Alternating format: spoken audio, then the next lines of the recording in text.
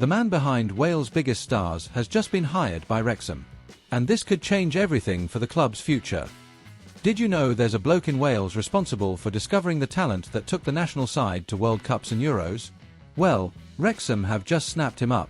And this might be the smartest move Reynolds and McElhenney have made yet. Right, when you think of Wrexham, you think of the famous Hollywood owners, the incredible promotions, the Netflix documentary. But now they've made a signing nobody's talking about, but which could be the most important of the lot. Gus Williams, 54 years old, has just been appointed as Wrexham's new academy manager. And who the hell is Gus Williams? Let me tell you. This fella spent over 20 years at the Football Association of Wales discovering and developing young talent.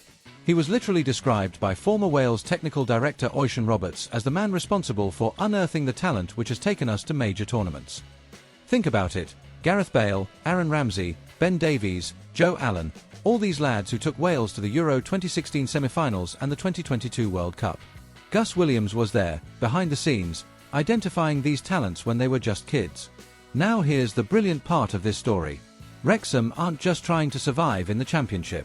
They're building something sustainable. And you know what's the smartest way to do that in modern football? Develop your own players. Reynolds and McElhenney have invested heavily in the academy at Darland.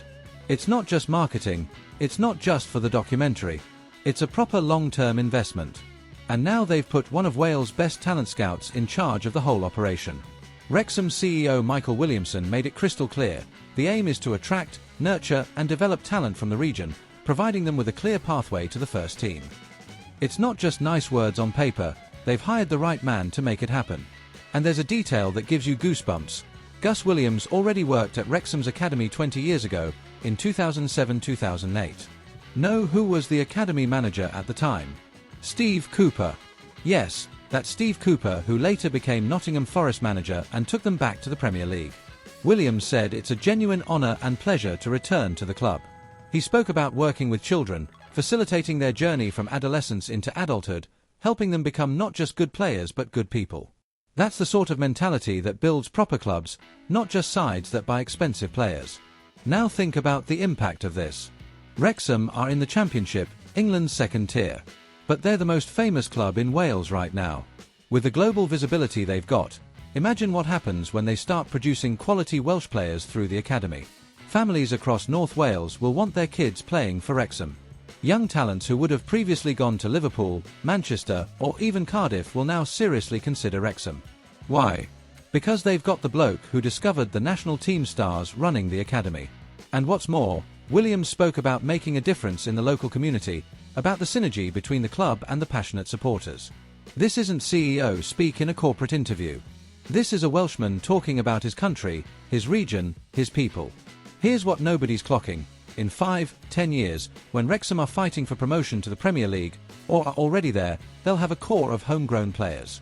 Players who grew up at the club, who understand what it means to wear that shirt, who have a genuine connection with the community. That's exactly how clubs like Southampton, Benfica, Ajax have stayed relevant for decades. It's not just buying expensive players. It's developing talent, selling well, reinvesting, and creating a sustainable cycle. Reynolds and McElhenney might be Hollywood stars, but this appointment shows they're surrounded by people who genuinely understand football. They're not just playing at being club owners. They're building a legacy.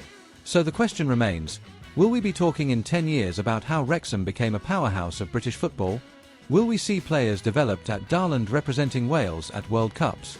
If you think this is just another boring administrative announcement, you've missed the point entirely.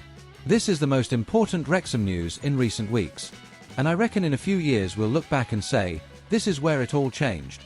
If you want to follow Wrexham's entire journey, from the thrilling victories to the behind-the-scenes moves that genuinely matter, subscribe to the channel. Because here we don't just cover what happens on the pitch, we tell the complete story. And tell me in the comments, do you reckon Wrexham can become a reference point for player development in the UK? Or is that dreaming too big? Let's have a proper debate.